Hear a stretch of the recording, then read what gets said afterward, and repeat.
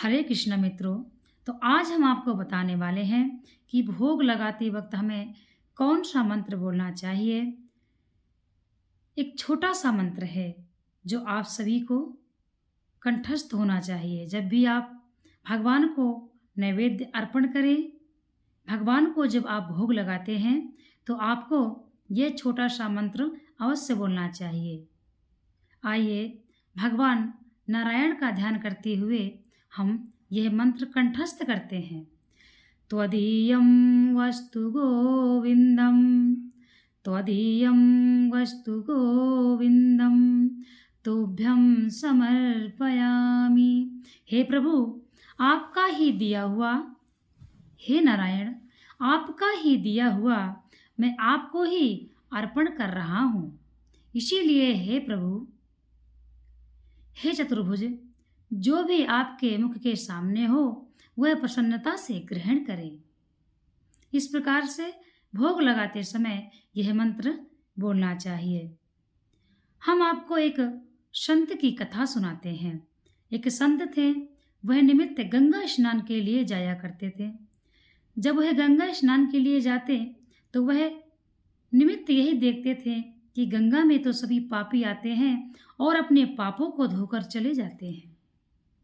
अब वह संत बड़े परेशान हो गए और गंगा मैया से कहने लगे, हे गंगा माँ, आप तो पापी हैं, क्योंकि आप सभी के, आप पापियों के भी पाप बटोरती हैं।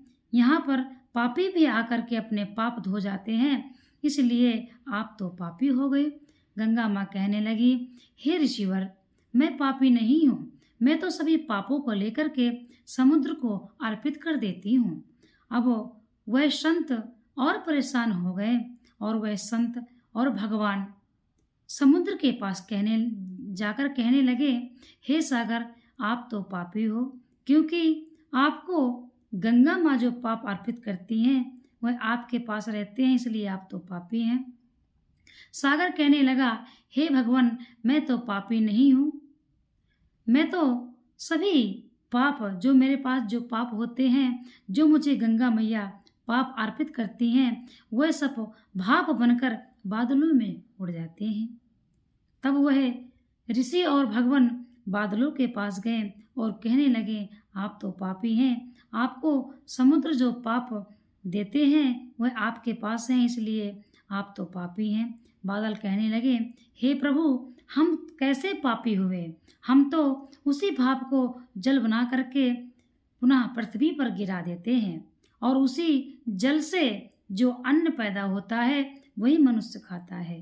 तो हमने जो आपको बताया, तो दियम वस्तु गोविंदम तुभ्यम समर्पयामि। अब यहाँ पर क्या बात हो रही है कि मनुष्य का पाप कहाँ जाता है, लौटकर मनुष्य के ही पास आता है। तो गंगा नहाने से क्या होता है, गंगा नहाने से क्या होता है कि जो व्यक्ति गलती से कोई पाप कर देता है, मान लीजिए हमसे कोई पाप बिना देखे हो जाए, या हम कोई पाप नहीं करना चाहते हैं, अनजाने में हमसे कोई पाप हो जाता है, तो ऐसे पापों का जब हम पश्चाताप करते हैं, हम रोते हैं, हमारे अश्रु निकलते हैं, वह पाप हमारे कम हो जाते हैं और हम गंगा स्नान करते हैं, ऐसे पाप धुलते हैं जो हमसे अनजाने में भूल से हो जाते हैं। परंतु जो हम पाप जानबूझकर करते हैं वह गंगा माँ नहीं किसी की माफ करती हैं।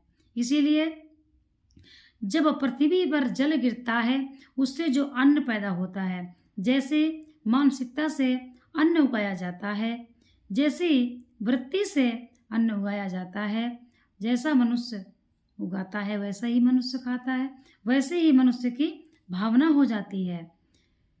जैसा खाओगे अन्न वैसा हो जाएगा मन, आपने आवाज सुना होगा। इसलिए आप इस कथा के माध्यम से, ये छोटी सी कथा के माध्यम से समझने के तौर पर हमने ये बताया कि गंगा नहाएं, अच्छी बात है, परंतु अपने कर्मों को सही रखें।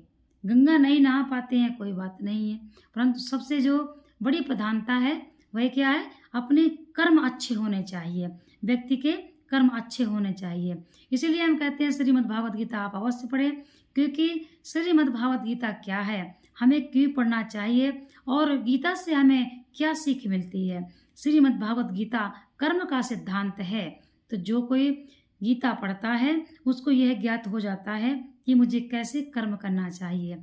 श्रीमद् भागवत गीता भगवान श्री कृष्ण की साक्षात वाणी है, अमृतमयी वाणी है। इसीलिए इसको श्रवण करें और दूसरों को भी सुनाएं, स्वयं से भी पढ़ें और अपने बच्चों को भी गीता पढ़ना सिखाएं।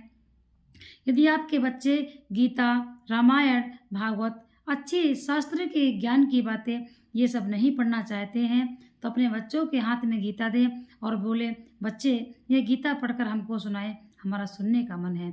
इसलिए इस प्रकार से जो कोई गीता एक बार पढ़ता है वो दोबारा अवश्य पढ़ता है, जो दोबारा पढ़ता है वो बार बार पढ़ता है। क्योंकि जब हम भगवान की एक बार पूजा करते हैं तब भगवान हमको भी स्वयं याद करते हैं। यदि किसी व्यक्ति को पूजा करने का सौभाग्य प्राप्त हुआ है तो समझिए वह व्यक्ति पूजा नहीं कर रहा है बल्कि भगवान उसको याद करते हैं। किसी व्यक्ति के मन में यदि अचानक भक्ति जागती है तो वह सोचता है कि मेरे मन में भक्ति जाग रही है, मैं पूजा कर रहा हूँ, परंतु ऐसा नहीं है। आप ये सोचिए कि स्वयं भगवान नारायण आपको याद कर रहे हैं और इसीलिए आपके मन में भक्ति की भावना जागृत हो रही है। जब हम एक बार शिवालय जाते हैं, शिवालय में जाकर के पूजा करते हैं, आपके साथ भी ऐसा हुआ हो, हमारे साथ भी ऐसा होता है। आप यह बात आजमा कर भी देख लीजिए। यदि आप एक बार शिवालय जाएंगे, 2 बार शिवालय जाएंगे, फिर एक दिन हो जाएगा आप नहीं जा पाएंगे तो अवश्य सोचेंगे कि मैं आज शिवालय नहीं जा पाया, मैं आज मंदिर नहीं जा पाया, मैं आज शिवलिंग का अभिषेक नहीं किया। आप याद करेंगे, उस बात को आप याद करेंगे कि मुझे जाना चाहिए था। आप इस बात को याद करते रहेंगे। इसका तात्पर्य ये नहीं है कि आप ही याद करते हैं, हो सकता है आपको भगवान भोलेनाथ भी याद कर रहे हो। एक दिन आप गए, मान लीजिए हमारे घर में कोई भी है, कोई व्यक्ति एक बार आता है, 2 बार आता है, हम भी उसको याद करते हैं। इसीलिए भगवान का हृदय बहुत ही सुलभ है। भगवान के हृदय मनुष्य एक बार छल कपट कर सकता है। ईश्वर किसी को ना छोटा ना किसी को बड़ा, ईश्वर भेदभाव नहीं करता है। इसीलिए एको ब्रह्मा द्वितीयो नास्ति, कि इस संसार में एक ही ईश्वर है, एक ही ईश्वर के सिवाय कोई दूसरा ईश्वर नहीं है। परंतु इस जगत में कम शक्ति वाला मनुष्य विद्यमान है, कम शक्ति वाला मनुष्य विद्यमान है। यदि अच्छे कर्म करते हैं, भगवत भजन करते हैं तो भक्त भी भगवान के ही तुल्य है।